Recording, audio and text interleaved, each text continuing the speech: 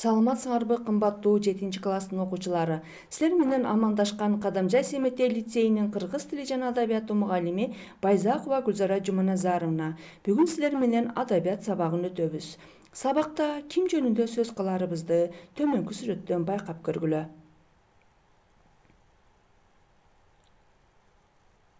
Силер сүрөттөн орустун классик жазуучусу Антон Павлович Чеховду көрүп турасыңар.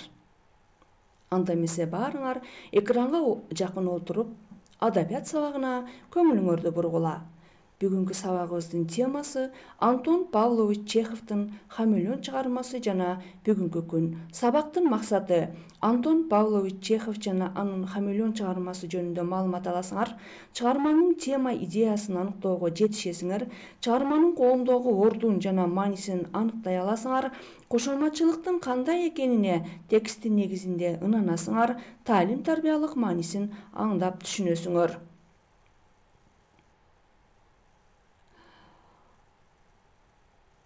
Орустун мыкты жазуучусу Антон Павлович Чеховдун чыгармаларын кыргыз адабияты гана эмес, дүйнөлүк маданиятта орду аябай чоң. Өткөн кылымдын 60-жылдары кыргыз драма театрынын сахнасында Чеховдун Ваня Таяке драмасы сахналаштырылып, театр чеберлери Муратбек Рыскулов, Бакен Кыдыкеева орус классикасын ийине жеткирип аткарышкан. Кийинки 1980-жылдары кыргыз драма театрында Санарбек Карымшаковдун котормосунда Алча багы пьесасын орустун мыкты режиссерлорунун бири Леонид Хейфец ийгиликтүү сахналаштырган. Анда эмесе, мунун далили катары силердин көңүлүңөрдү төмөнкү тасмага бурамын.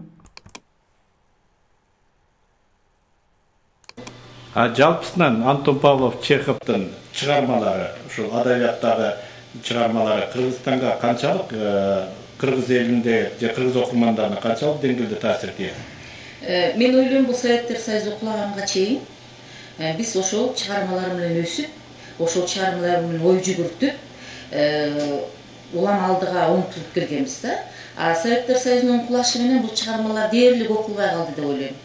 Мектептерде, институттарда окуларына мен ишенбейм. Анткени өзүбүздүн нукура салт санаабыз жок, өзүбүздүн адабият китептери окулбай калгандан кийин баягы орус тилдүү окурмандар эле окубаса, негизинен бул чыгармалар окулбай калды. Мунун психологиялык жактан, бардык жактан айттан терең чыгармаларды. Чеховдун кайсы гана чыгармасы болбосун, ошол эле Ай, Кутудагы адам, бардык чыгармалары негизи кыргыздын эле жашоосуна үндөш эмес, бүт адамзаттын жашоосуна. Көрдүңөрбү балдар, жогоруда эжебиз белгилегендей, дүйнөлүк классикалык чыгармаларды биз окушубуз зарыл. Орустун улуу жазуучусу Антон Павлович Чехов 1860-жылы 29-январда Таганрог шаарында жарык дүйнөгө келген. Чеховдордун үй бүлөсү Москвага көчүп келип, 19 жаштагы Антон Москва университетинин медициналык факультетине тапшырат. 1880-жылы анын биринчи аңгемелери басылмаларда жарык көрүп, адабиятта жазмакерлик ишмердиги башталат. Медициналык окуу жайын аяктагандан кийин дарыгер болуп, чыгармачылыкты кошо улантып, ошол кездеги орус интеллигенциясынын арасында тез эле оозго алынат. Ал дүйнөлүк жана орус адабиятынын алтын казынасына бир катар повесть аңгемелерден башка Иванов, Алчалуу бак, Үч эже сиңди, Ак чардак, Ваня Таяке деген пьесаларды калтырды. Ал 1904-жылы Түштүк Германиянын Баденвейлер шаарына дарыланганы барып, учук кеселинен жакшы боло албай, 15-июлда 44 жашында каза болгон. Анын сөөгү Москванын Новодевичье көрүстөнүндө коюлган. Чеховдун «Сенин айыгарыңды майрамдай күткөн адамдар бар экенин эстегенде ооруган да жагымдуу сезилет» деген сыяктуу учкул кептеринде кандай гана ойлор жатат. Демек, биздин дүйнөлүк окурмандарыбыз Антон Павлович Чеховдун айыгарын күтүп, аны сүйүп, китебин 'Ошол. 'Окушат.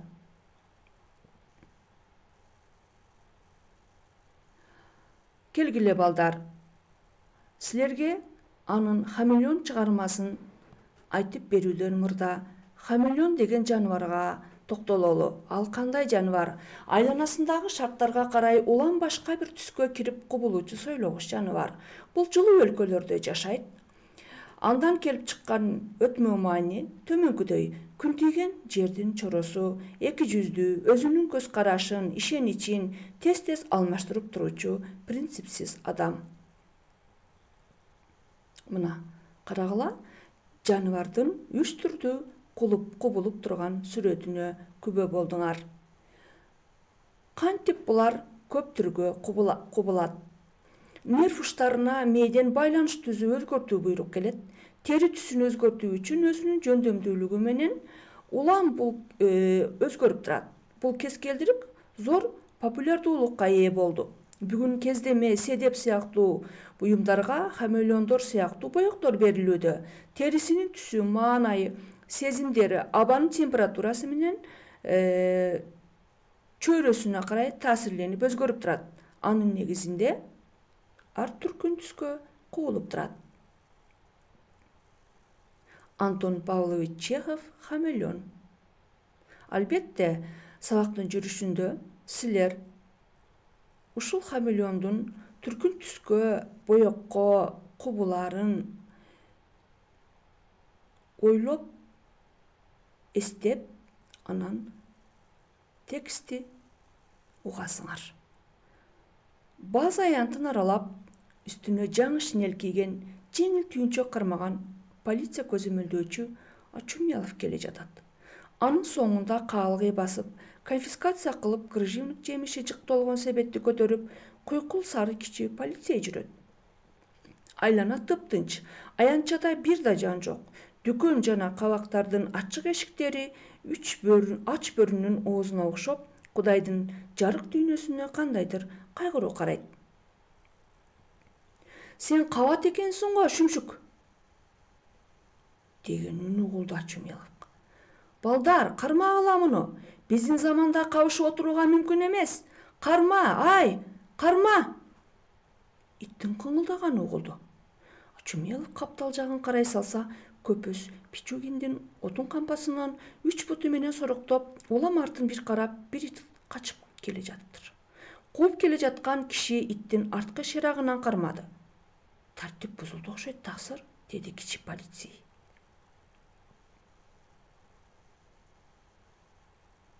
Ачумелов солго карай бурулуп, топту жарып карай салса, ал киши зергер уста Хрюкин экен. Бүткөн бою калтырап, айыпкер уштуу тумшук саргыч темгили бар ак күчүк турат. Бул кандай окуя, деп сурады Ачумелов. Мунуңар эмне? Сөмөң эмне болду? Ким кыйгырды? деп сурады. Мен жөн эле. Хрюкин колуна жөтөлө баштады. Митрий Мирич экөөбүз отунга келгенбиз, анан бул шүмшүк колум тиштеп алды. Сөмөйүм эми бир жума иштебей калса кантип жумуш аткарамын? Мага акча төлөшсүн. Жаныбардан азап чек деген мыйзамда жок. Дурус, деди жөтөлүп кашын серпип. Бул кимдин ити? Муну жон койбойм. Көрсөтөм силерге. Токтомго баш ийгиси келбеген төрөлөргө көңүл бурар убакыт келди. Бул иттин ээси ким? Токтом жаз. Итти өлтүрүш керек. Мүмкүн кутурган иттер. Бул кимдин ити деп жатам?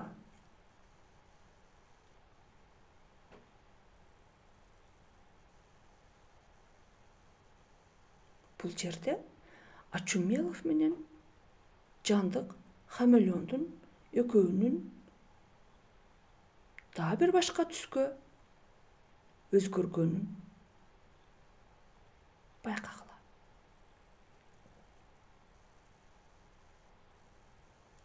Генерал Жигаловдун ити болсо керек. Генерал Жигаловдун? Элдирин, менин пальтом чечти. Күн ысыгын кара. Жаан жайыт окшойт. Мен бир нерсеге түшүнбөй турам. Сени кантип капты өзү? Сөмөгө күчүк кантип жетти я? Колуңду мыкка балким өзүң сайып жүрбө. Акча табайын деп жүргөндүрсүң, Сенин кандай киши экениң белгилүү эмеспи? Силердей шайтандарды билем. Өзү иттин мурдуна тамеки тыккандыр таксыр. Калп айтасың, кышыгооз, деди Хюрген.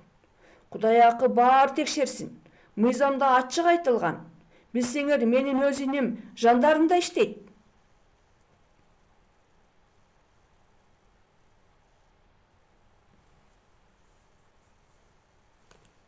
Бул генералдын ити эмес, деди кичи полицей.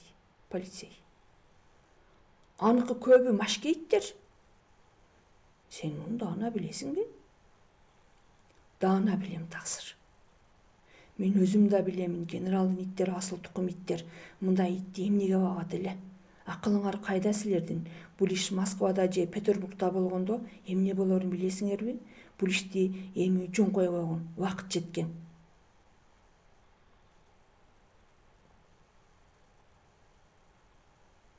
А балким генералдыкы чыгар, деди полицей ойлонуп. Күнү ушундай ит жетелеп кетип жатканын көргөм. Генералдыкы болсо керек, деди дагы бирөө. Пальтомду кийгизип койчу. Желге урунуп калдым окшойт, чыйрыга баштадым. Күчүктү генералдыкына жеткир. Мени таап бергенимди айт, анан көчөгө чыгарбасын. Ар бир жолуккан чочко мурдуна тамеки тага берсе не болот, ия? Ит назик макулук, а сен акмак, колуңду түшүр. Сен айыптуусуң. Генералдын ашмачысы келе жатат. Ошондон сурайлы. Эй, бул ит силердикиби? Ай, мындай ит өмүр болгон эмес, деди Прохор. Бул ит генералдын инисиники. Ал жакшы көрөт ит бакканды. Рас эле анын иниси келдиби? Владимир Ивановичпи? Деп Очумелов сурай баштады, элчиреген түрдө. Мына Кудай жалгасын, мен билбептирмин, конокко келишкен го. О, Кудай атобо, агасын сагынган го. А мен билген жокмун ошолордуку дечи. Жакшы болуптур, туруп ит көрүнөт, шамдагай турбайбы? Мына мунун сөөмөйүнөн шап гана тиштеп алыптыр. Ай, ха-ха-ха-ха. Кана, неге калтырайсың, арам тентек? Прохор итти эшикти алардан алыстап кетти. Жыйылган топ Хрюхинди шылдыңдай башташты. Мен сага көрсөтөм, деп шинелин кымтыланып, базар аянтын аралап жолго түштү.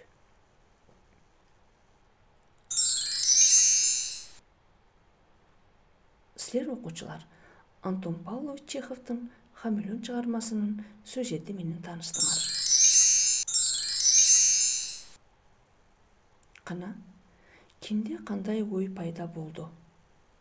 Эмне үчүн чыгарма Хамелеон деп аталды? Күчүктүн тополоңу кандай кырдаалдарга себепчи болду?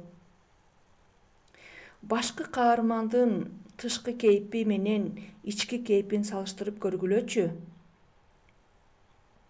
Очумелов өз өңүн канча жолу өзгөрттү? Хрюкин кандай адам?